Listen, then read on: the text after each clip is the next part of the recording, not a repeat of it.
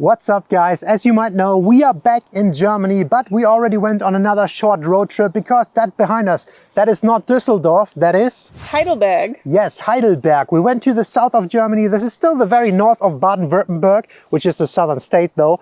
And this is a town we wanted to visit for a while now. We're gonna explore it. They have a nice castle, they have a nice old town, and of course we're gonna try the local food. There's a specialty item that we're gonna try here, and I'm interested to see how it is. Yeah, it sounds a bit disgusting, but we will see in this video. Stick around.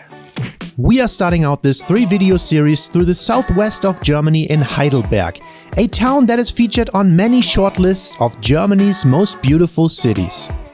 Mostly because it miraculously survived World War II without taking barely any damage, and after the war it became the headquarters of the US Army for all of Europe. Americans made up 10% of Heidelberg's population until the army base withdrew its last soldiers in 2015. But enough with the history lesson, we are here to explore some epic castles and to eat some traditional German food. So before we go back down to the castle, we're gonna go up a little bit for a little better of a viewpoint, and just wanna say, we're gonna work off whatever we're eating later, so let's go. Yeah, this is actually pretty steep. We've been going for a couple of minutes. You see down there the city, and the river Neckar is down there, and right now we're on the snake path. this is the snake path because there are dangerous, venomous snakes all around. Ich schwitze wie ein Schwein. That's what you said. That's what Phil said. Are you filming this? That's what Phil said. Ich schwitze wie ein Schwein. One of the first German phrases I've ever heard him speak.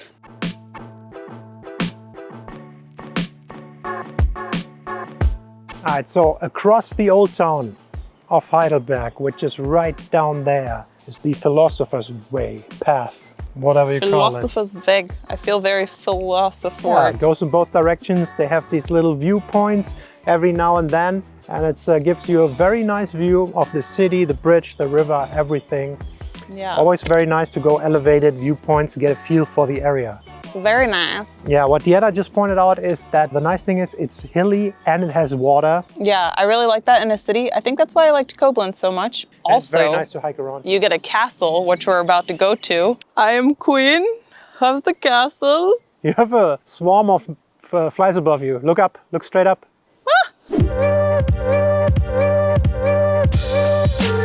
Enlightened by philosophy and amazing views, we made our way into the city's old town for a quick recharge before conquering the mighty castle later on. It is time for one of Germany's most valued traditions, Kaffee und Kuchen. We're in this beautiful square, and it's time for Kaffee und Kuchen, aber we're having Tee und Kuchen. So tea and cake instead of coffee and cake.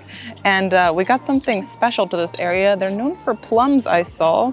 And this is a Pflaumenrahmkuchen. So it's like plum with some cream in there. Cut a nice Stück off. We got a little crusty there. Some plum. Let's give it a try. It tastes super fresh. Does it taste good? Yeah, like, I don't know why. I always think plums and I think of like bitter, dried fruit. This is, wow, that's really nice. Get a piece with the powdered sugar. Yes. So it's pretty tart, but very mushy, which I kind of like. One of my favorite things about Germany is the bakery culture, the Konditorei, the cafes, the pastry shops. And I love going to different bakeries and pastry shops every time we're in a new city and just trying them all. We're at this place called Gundel. Gundel, yeah. Gundel. It's in the Altstadt. It advertises as the Old Town Bakery. Not too shabby. All right, I got another specialty to this place. It's called a Heidelberger Kurfürstenkugel. So some kind of fancy Heidelberg ball. Just That's this a round nice ball. It's fairly heavy. It definitely has some nice glazing on here. You can see in there. It's doughy as well. I wanted to cut it first.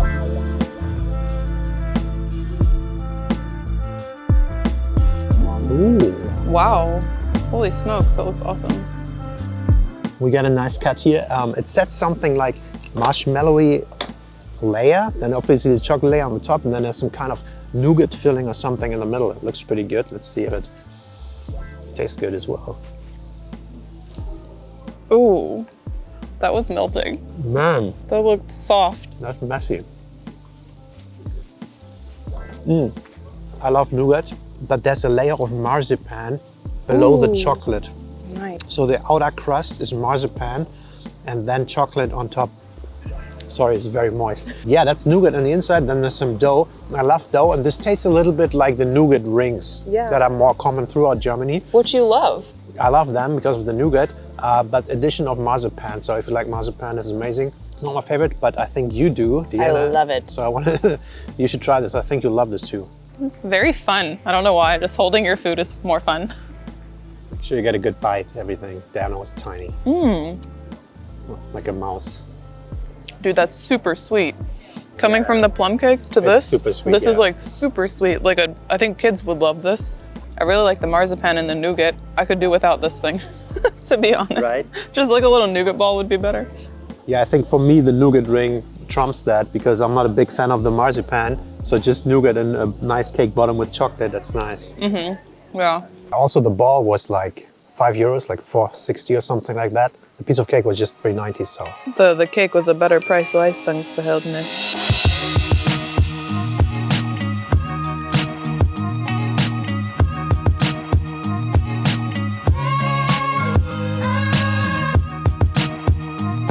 That is a big chunk of tower that's just lying there 45 degree, broken. People probably got their 10,000 steps back in the day.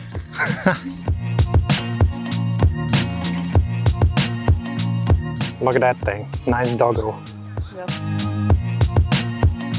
So we just came over from that side of the river over to this side, and we have been walking through the courtyard. We are going to go into this castle, and it looks pretty epic. I'm pretty excited to see what it's about. Yeah, the whole city from up here looks pretty epic. Yeah, it's beautiful. Check it out.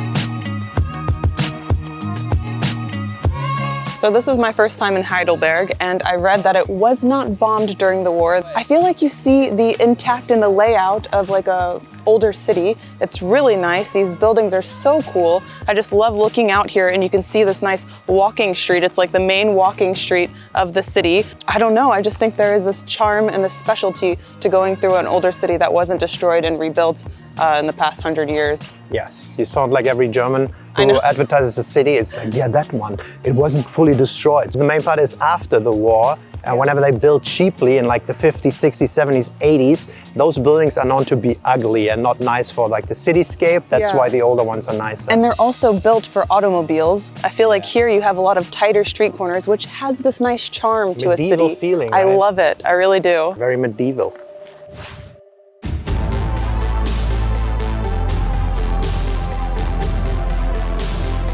Dang, first impressions of this place. It's pretty epic.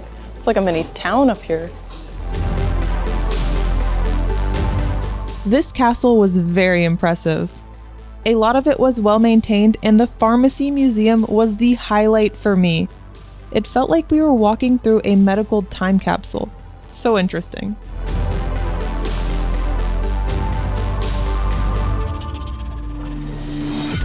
Oh, hello. The gatekeeper. It's pretty epic. I haven't been to many castles in Germany, mostly just ruins, and this one is so cool. Yeah. It's very well kept, and they did a good job with like showing everything. We walked through a very old pharmacy, and they had everything set up, and it was very well displayed, very informational, and I think it just looked cool. It brought me back to that time. This castle definitely is one of the best ones I've been to. Like, it's huge. The inner courtyard is epic. Yeah. Man, can't just imagine like being a ruler back in the day, you know, owning this stuff. And Just being around this stuff Yeah, is really, crazy. it's really cool. This is what you would have looked like if you were a ruler in the day. what? That guy? Good eating. He looks epic, man. Those are some thunder thighs, right? This beauty. Apparently there's a big barrel to our left. We gotta find that. Down there somewhere. I like big barrels. Big barrel. Feel like a ruler. Ta -ta -ta -ta. Those curtains. They should have more curtains out. Holy smokes, that is one big barrel. Okay. So you can get your wine tasting in here. Yeah. Approximately 10 minutes. Free wine. Short You wine just chug tasting. 'em. We just got in here, and I'm not 100% sure, but I would assume that this is the big barrel. It looks pretty big. Okay, I thought for a moment that's the big barrel, but we're pretty sure that is the big barrel. This is huge. You look tiny down there. That's a big barrel. It's a baby barrel compared to this. We're getting onto the big barrel. And they used this room to its full potential.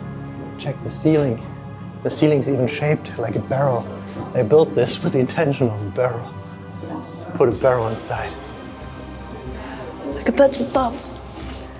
Look at her admiring the barrel. I just love the thought of like whoever decided to ferment grapes first, and they're like, let's see what happens, and then wine. It's a beautiful creation.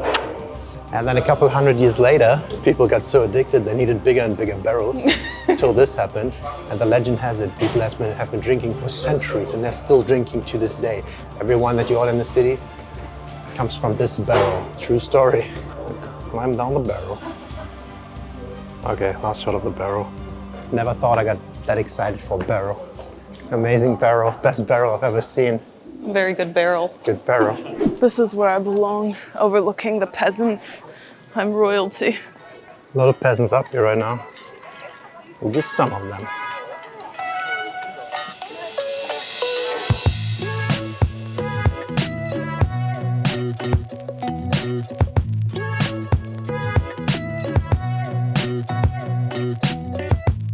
As someone who hasn't been to many castles in Germany, this one is pretty epic. I think we're gonna change that soon. We're doing a little tour and we're gonna see a few more castles or palaces. I guess you could call this like the main forward balcony of the castle, because the main part of the castle is right behind us, and then you have this huge balcony which is facing the river down there. Imagine stepping out there with your coffee in the morning, fresh newspaper in your hand, How or nice would that checking be? the news on your tablet.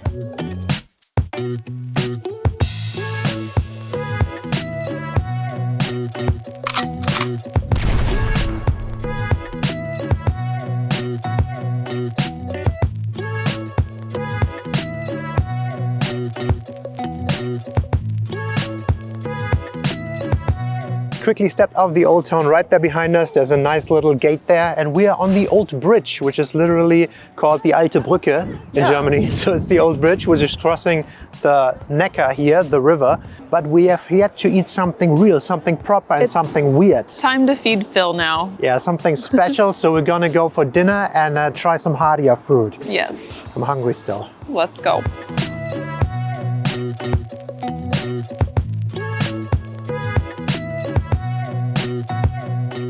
And we came to this restaurant called Schnokeloch, and we're basically in the heart of the old town. And our drinks just came out, and I'm very happy because it's been a long, long time since I had this type of beer. This is called a Kristallweizen, a crystal wheat beer.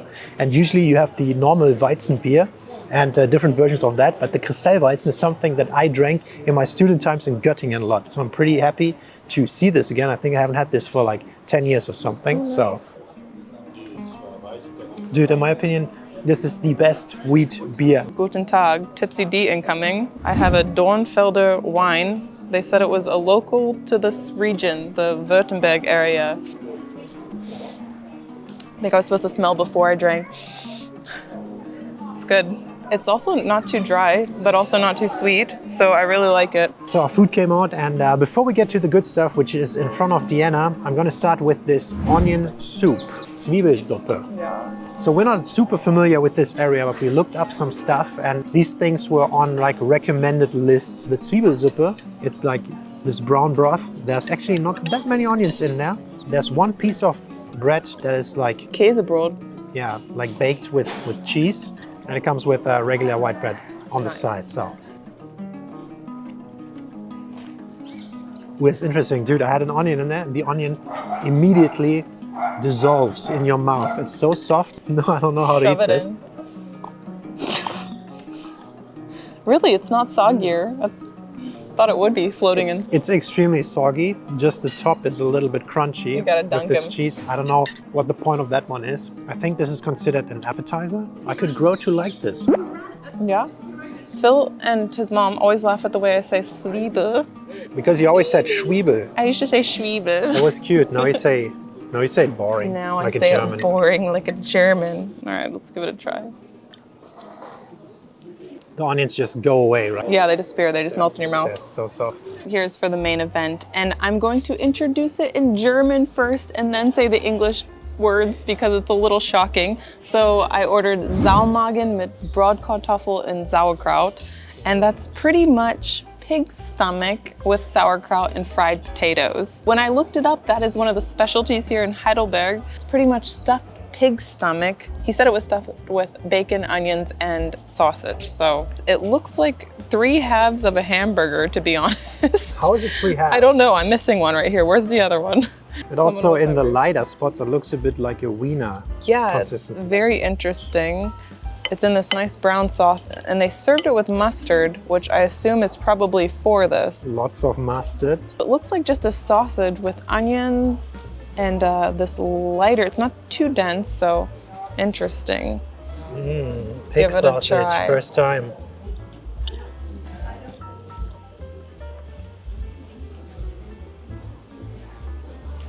Amazing.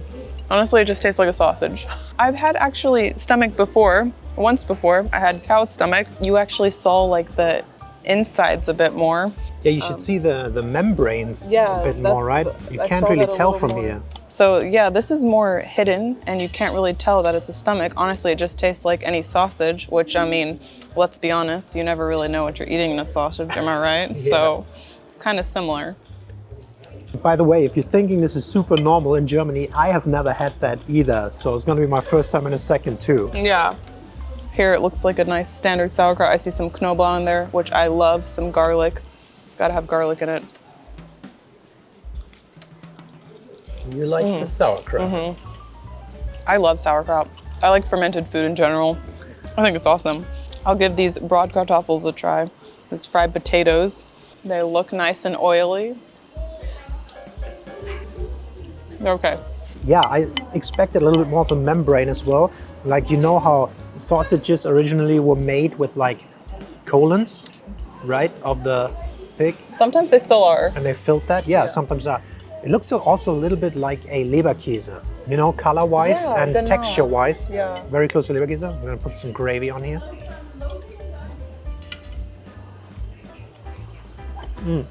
I think it tastes more like a Leberkäse than a sausage. Oh yeah, yeah.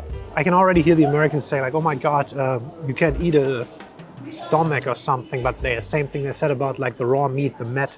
I think it's just another very normal dish. Like, it's not super common, like we Germans don't eat that all the time. Similar to the Leberkäse, to be honest, Yeah. just a tiny bit chewier, and then you have a tiny bit more of these like chunks of bacon. I think there's actually potato in there. Oh, that's onion No, bacon. in there, so a little bit more chunky. And honestly, I think if you're gonna eat meat, you should utilize the entire animal, right? Like, let's not waste things. Better than I expected, to be honest. Yeah, it tastes like a It's sausage. not like it's anything disgusting. Yeah, yeah. The sauerkraut here is a little darker than average, I would assume, say, right? Sometimes it's very I pale. think it's pretty similar. You know what? I think it's starting to grow on me. Yes, I'm getting you into sauerkraut. It's part of aging, you know? 5 years ago, I hated onions. It's one of my favorite things now. Yeah. When I first met Phil, he did not eat onions. He would order a dinner without onions. That's just sad. Now I love them. Maybe sauerkraut is on its way. Yeah. We finished it. Good job. Sehr gut. Thank you. Finished the beer. I'm proud. I'm a little bit proud of it. I quickly wanted to mention I've been to Heidelberg 3 times before, but I never experienced a city like this. And I think it's nice. I've never been to the castle. I've never been to the Philosopher's Path up there. So we're doing a better job of experiencing it. And I feel like it rose in my consideration drastically because I was like, yeah, it's okay. But this time, dude, I think the castle is an absolute highlight. Might have been the best castle, palace, whatever that I've seen so far. Me too, but I haven't seen a lot, so I can't really say much. No, it's pretty epic, like I think on global scale. So pretty good city. So that was our Heidelberg trip, a city that's on the list of a lot of people. It's known to be this romantic city, this beautiful city, and I think it kind of lives up to the hype. Yeah, I liked it a lot. But stay tuned, we are going down south in our next video. It'll be coming up, so don't forget to subscribe. Yeah, this was just the first step on a little road trip that we're doing through Germany, so stick around. Yes, as always, thank you so much for watching. We'll see you next time. Bye-bye. Bye. I'm a snake. I'm a slithering snake.